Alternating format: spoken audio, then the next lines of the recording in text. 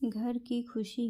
जिन दीदी के घर में मैं काम में लगी हूँ वो काफ़ी दिनों से बीमार है। बिस्तर पर पड़े पड़े भी वो बोर नहीं होती, कुछ कुछ लिखती रहती है। वो मुझसे क्या किसी से भी ज़्यादा नहीं बोलती। कॉलोनी वाले उनसे ज़्यादा उनकी सास अम्मा जी को जानते हैं। बिना बात किए कैसे रह लेती है समझ नहीं आता। मुझे से ज़्यादातर उनकी सास जी बातचीत करती है।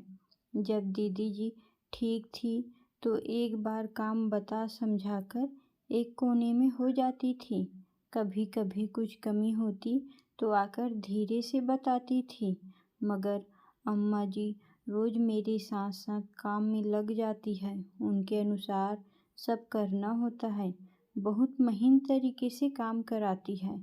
रोज़ ही सारा दम निचोड़ लेती है।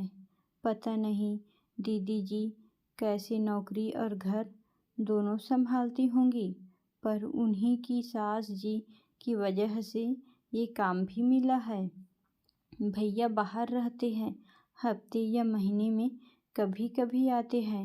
बहुत हंसमुख और सुंदर है। जब भी घर में आते हैं घर एकदम से चहकने लगता है। दीदी भी गुलाब सी हो जाती है। बेटा खूब लाड करता है अम्मा जी निहाल हुई रहती है। घर में सब कहते हैं काम को लेकर बहुत जुनूनी है। आधी रात भी कोई खबर आए तो तुरंत अपनी टीम के साथ लग जाते हैं। दीदी बड़े दिनों से बिस्तर पर है। कुछ तकलीफ़ है उनको चलने फिरने में, इसलिए उनकी बीमारी पर मुझे कह के गए हैं ध्यान रखना इनका। अपने लिए बहुत लापरवाह है मैडम जी। उनका जो बेटा है थोड़ा संकोची है, पर आजकल दादी जी साथ रहकर कुछ खुल गया है। कभी कभी दादी जी से उलझ पड़ता है। दादी धार्मिक, अनुशासन प्रिय और सफाई पसंद है और उसे बार बार समझाती रहती है। चिढ़ जाता है क्योंकि इकलौता लाड दुलार से पला है, मगर दीदी की वजह से कुछ कहता नहीं। दीदी ने उसे यही सिखाया है कि हमारे अपने बड़े कभी गलत नहीं होते। उनका तरीका अखर सकता है, मगर उनकी बात में भलाई ही होती है। पर बच्चे तो बच्चे होते हैं। पिछले दिनों स्कूल में छुट्टियां पड़ गई। दीदी बिस्तर पर ही थी। उस दिन दादी और पोते में झड़प हो गई। दादी जी उसे कॉलोनी के बच्चों के साथ खेलने नहीं दे रही थी। बच्चे बार बार खाली प्लाट में जा खेल रहे थे जहाँ थोड़ा कचरा बिखरा था। दादी जी ने उसे और सब बच्चों को डांट कर भगा दिया। बच्चों को ये नागवार गुजरा और दीदी के बेटे को भर दिया। तेरी दादी का रोज का है, उनको क्या हम जहाँ भी खेले और तू मत आया कर हमारे साथ खेलने, बेकार हमारी बेइज्जती होती है। दादी जी ने उसे बालकनी से उन बच्चों के साथ खड़े हो बात करते देखा तो उसे फिर लताड़ा और घर बुलाया। उस दिन दादी पोते के बीच झड़प होनी पक्की थी। दीदी अपने कमरे में थी। दादी जी ने कमरे के बाहर से कहा, ये सब माँ की ढील का नतीजा है। कहा नहीं मानता किसी का।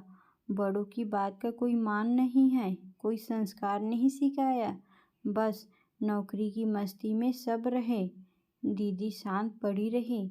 बेटा नादान आया और आते ही हाथ पैर धोने बाथरूम में घुस गया और जोर से दरवाज़ा बंद किया। दादी जी और गुस्से में आ गई। गुस्सा दिखा रहा है हमको, तुम देख रही हो ना कैसे पटका है दरवाज़ा। दीदी कुछ बोली नहीं। दादी जी का गुस्सा 7वें आसमान पर था। हाँ तुम दो बढ़ावा, हमको क्या, 4 दिन और रहेंगे जिंदा, तुम ही झेलोगी। पोता बाहर निकल आया और माँ के पास जाकर बोला, माँ दादी जी को थोड़ा कम बोला करे, सारा दिन मेरे पीछे पड़ी रहती है। मेरे दोस्त भी अब मुझसे कटने लगे हैं। ओके, पर ऐसे दरवाज़ा पटकना बहुत गलत है। यार माँ, दीदी ने सख्ती से कहा तो दादी का पोता कसमसा गया। जाओ, तुम आंटी जी से दूध बनवाकर पी लो पहले। नहीं आंटी जी से नहीं, दादी जी से कहता हूँ, वो मेरे मन मुताबिक बनाती हैं। लेकिन क्या वो नाराज़ है? क्यों?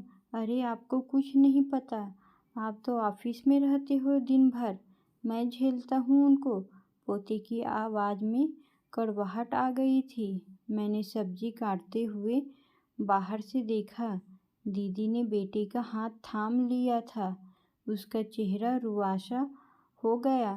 झेलना जब मैं टोकती हूँ, क्या तुम मेरे लिए भी ऐसा ही सोचते हो? सॉरी माँ, पर आप तो समझाते भी नहीं हो। पर दादी जी तो नॉन स्टॉप किसी के भी सामने शुरू हो जाती है। मेरी भी तो कोई इज्जत है। तुम सुनोगे, अमल करोगे तो वो कुछ क्यों बोलेगी? हाँ, आप भी उनका ही साइड लो। मैं साइड नहीं ले रही, तुम्हें रास्ता बता रही हूँ। कैसा रास्ता? पहले जाओ दादी जी को सॉरी बोलो। नहीं, मैं नहीं बोलूँगा। गलती उनकी है। मेरी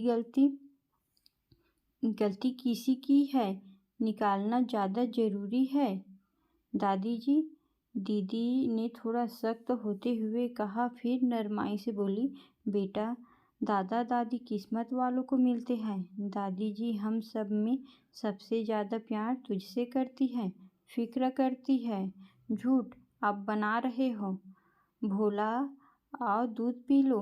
अम्मा जी ने पोते के लिए दूध तैयार कर दिया था। दीदी ने दादी के भोले के मुस्कुराहट के साथ देखा दादी जी का प्यार। अच्छा ठीक है, कहता हूँ सॉरी, पर आप बोल देना दोस्तों के सामने कुछ नहीं कहेगी। यार, दोस्तों को समझा दो, भोलेनाथ की गंदगी में खेलेंगे तो जो देखेगा डांटेगा। मेरी दादी जी ने पहले देखा तो टोका बस। ओके ठीक है। भोला, ओ भोला, नाराज़ हो, दूध नहीं पियोगे? दादी जी ने फिर आवाज़ लगाई। आया दादी जी। कुछ देर बाद दादी पोता साथ बैठकर भैया से वीडियो कॉल पर थे। दीदी अपने कमरे में बिस्तर पर थी। मैंने उनको हॉट वाटर बोतल दी। उन्होंने अपनी कमर पर रख ली। दादी और पोता अब भी दीदी की शिकायत में लगे थे। हमारी हर बात पर चुप लगा जाती है, कुछ बोलती नहीं। पापा माँ बस मुझे समझाती रहती है, दादी को कुछ नहीं कहती। काहे कहेगी हमको? तुम्हारी तरह नहीं है जो बहस करे बड़ों के सामने। अरे, मैंने कब बहस की? देख पापा। देखा? दूसरी तरफ भैया लगातार हंसे जा रहे थे। तू भी उसी की तरह है, हर बात को हंसी में उड़ा देता है। मैं दीदी की कमर पर मालिश कर रही थी। दीदी के कमरे में सब साफ साफ सुनाई दे रहा था। मैंने देखा दीदी सुनकर मुस्कुरा रही थी। अच्छा बेटा, अब की तुमको हॉस्टल में डाल देता हूँ। काहे हॉस्टल में डालोगे? भोला को, हमारा भोला हमारे साथ ही रहेगा, है ना भोला? पापा, मैं नहीं जाऊँगा। मैं दादी जी और माँ के साथ ठीक हूँ। सोच लो दोनों, शिकायत तुम दोनों को है एक दूसरे से। वो तो हमारा चलता रहता है ना दादी जी? हाँ, तुम अपने काम पर ध्यान दो। ओके भोलेनाथ की दादी जी, आपकी वो चुप्पी मैडम कहाँ हैं? बात करा दो। अभी अपने काम में ध्यान दो। लोग शिकायत करेंगे कि ऑफिस आवर में लंबा लंबा बतियाता है। रात को कमरे में पहुंचकर ढेर बतिया लेना। अभी क्या बात करोगे? रखो। ओके, प्रणाम, खुश रहो। मुझे ये ठीक नहीं लगा। अम्मा जी भी ना, मैंने जैसे ही कहा दीदी ने टोक दिया। क्या अम्मा जी? कितने दिन हुए तुम्हें उन्हें जानते?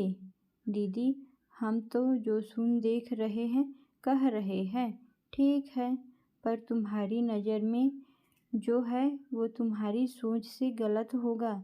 लेकिन मुझे ध्यान रहता है कि वो इस परिवार की मुखिया है, हमेशा भला सोचेंगी। आगे से इस घर में कुछ भी कहने से पहले सोचना। बेटू सुनेगा तो उस पर असर पड़ेगा। दीदी की बात में डांट भी थी और चिंता भी। मेरा मुंह बनता देख वो बोली, बुरा मान गई क्या?